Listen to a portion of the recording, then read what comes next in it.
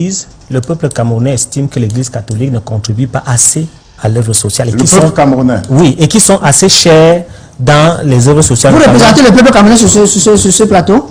Mais avant de venir, j'ai fait un sondage. Non, vous représentez le RDPC. Rien que ça, vous n'êtes pas dans les confidences. Allez-y, vous n'avez aucune confidence. Vous représentez pas le peuple camerounais. Vous représentez un parti politique qui a fait de vous ce que vous êtes. Je voudrais donc vous dire... Vous ne représentez pas le peuple camerounais. Ne dites jamais ça sur un plateau. Vous représentez le RDPC. Calmez-vous. Je vous passe un message qui est assez important.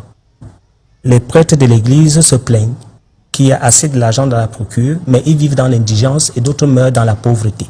Et j'ai l'histoire d'un prêtre même qui a voulu à la retraite apporter sa contribution pour survivre. Il n'a pas pu être aidé. Et je crois qu'il vit dans l'indigence. Et il y a des cas pareils. Je ne veux pas aller en profondeur pour créer, n'est-ce pas, la polémique. La deuxième des choses que je voudrais... avez-vous peur? Si vous avez des faits, vous les dites, ou alors vous allez faire de la démagogie. Je vous ai déjà donné un cas. Il s'appelle comment? Il est où? Mais vous n'êtes pas courageux. Vous n'assumez pas ce que vous dites. Calmez-vous. Je voudrais continuer en disant que j'ai suivi tout à l'heure, vous avez parlé. Mais il y a au moins une couverture de prévention, une police de prévention sociale. Moi, je travaille à Douala. Quelque chose qui est prévu pour être retraité. Bien sûr, nous avons un clé à nous vivons à la maison, qui n'a même pas d'ailleurs une bonne santé, mais on se un enseignant à l'école catholique touche combien le mois? Vous qui êtes au gouvernement, vous avez mis le SMIC à combien? Il ne répond pas aux questions. Bon, le SMIC, c'est une cinquantaine de mille, on avance. Vous avez combien? Vous savez pas combien vous avez mis le SMIC? Répondez-moi, je vais vous dire. Non, on a la recette. C'est bien au-delà de la misère du SMIC que vous avez donné au Camerounais, monsieur. Mais est-ce qu'un enseignant 50 000? Pardon? Est-ce qu'un enseignant est un smicard? Non, il n'est pas un smicard. Mais il est bien au-delà de cela.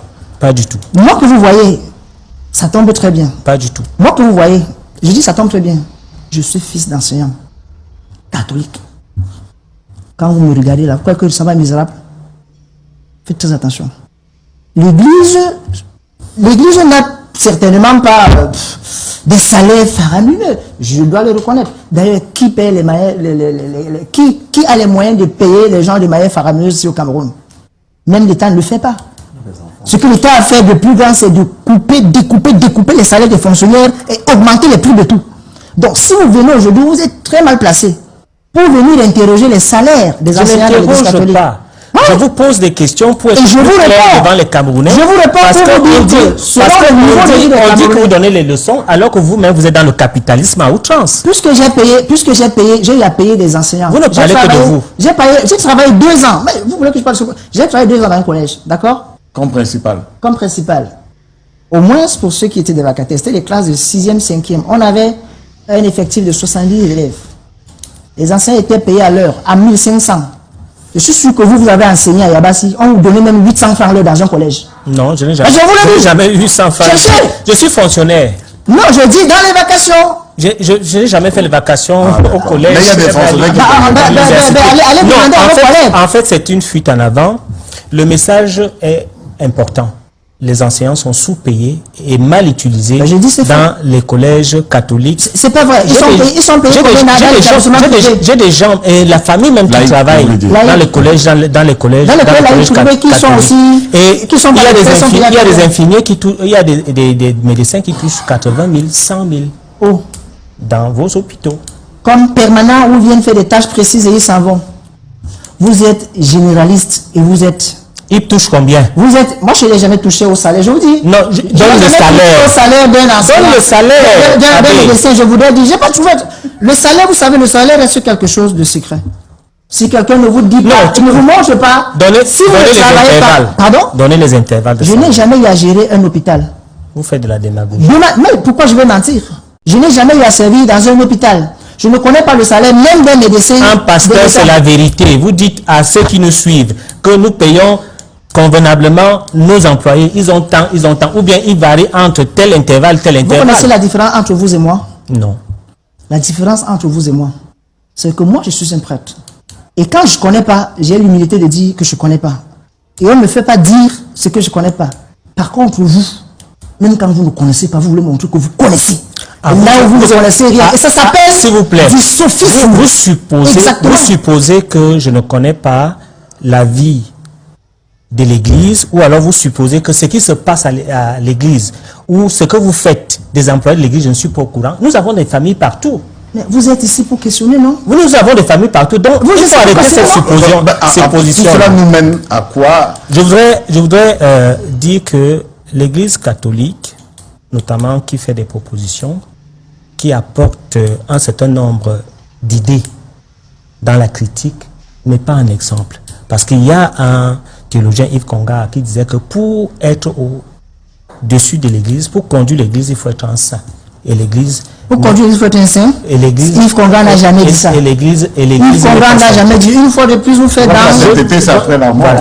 Yves Congar a donné les critères pour conduire l'Église. Il faut être un saint. Oui. Yves Congar n'a jamais dit. Il faut un saint à sa tête. Le théologien Yves Congar il faut un saint à sa tête. Non, Yves Congar n'a jamais dit. Je vais vous montrer la référence. Je continue en disant que...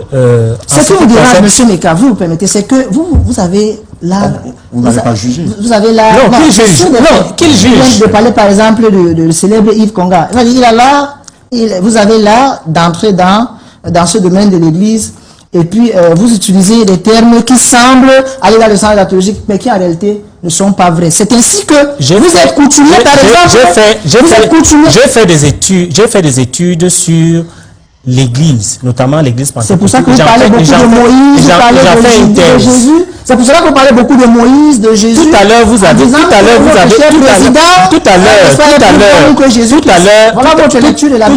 l'heure, vous avez mis en parallèle l'affaire que l'évêque a parlé du diable, et vous avez dit que Jésus même a évoqué le diable en chassant un de ses... Je n'ai jamais dit que Jésus a évoqué le diable. Évoqué, j'ai dit évoqué. Vous êtes surexcité. J'ai dit évoqué.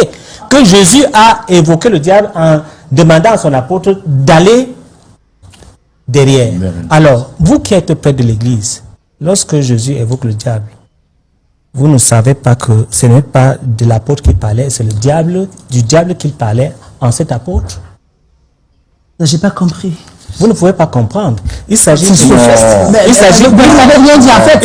Ce que je veux dire, ce que je veux donc vous dire, c'est que Jésus sur le plan spirituel était en train de chasser cet esprit qui avait envahi l'apôtre et lui disait derrière Satan. Vous n'avez pas l'impression que vous, particulièrement, peut-être pas vous, parce que bon, votre vie semble qu'elle a changé depuis quelque temps quand vous en nommez à l'ESSEC. Vous n'avez pas l'impression. Votre vie a changé. Vous n'avez pas l'impression. Vous aussi, votre vie a changé. Vous êtes vicaire à la cathédrale. Il faut faire attention. Et encore qu'il faut nous expliquer quel est le mécanisme, n'est-ce pas, de... Vous n'avez pas... Vous n'avez pas... Cher monsieur, pas de querelle de chiffonnier. Excusez-moi pour le gros mot, mais je n'ai pas trouvé un autre. Nous vous avons invité ici pour parler du message des évêques après... Très bien. Le séminaire de Boulogne. Le problème... On n'est pas dans un concours de qui a bien lu la Bible, qui a bien compris la Bible. Le problème que j'ai avec... On a demandé vos grilles de lecture en respectant vos libertés. Oui. On respecte la liberté de l'autre, mais on pense que voici comment il fallait lire le message des évêques. Voici ce qui a été perçu.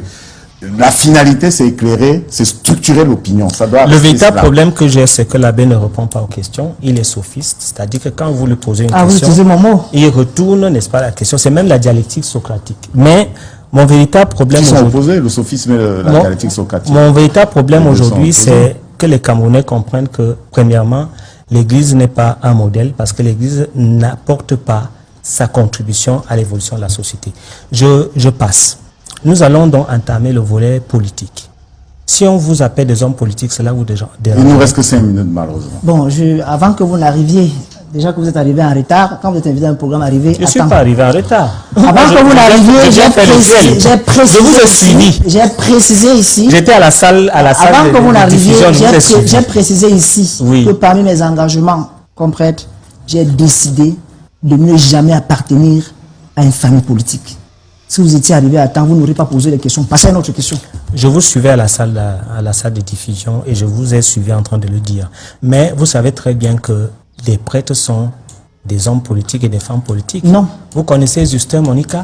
Tu enlèves la soutane, monsieur. Vous connaissez Germain Dufour? Écoutez, vous venez de venir... L'abbé Pierre n'a pas été député. S'il vous plaît. L'abbé Youlou n'a pas été président. Vous permettez? vous voulez devenir, vous voulez devenir, je suis prêtre, je veux devenir peut-être conseiller municipal. C'est mon libre droit. Mais j'enlève la soutane.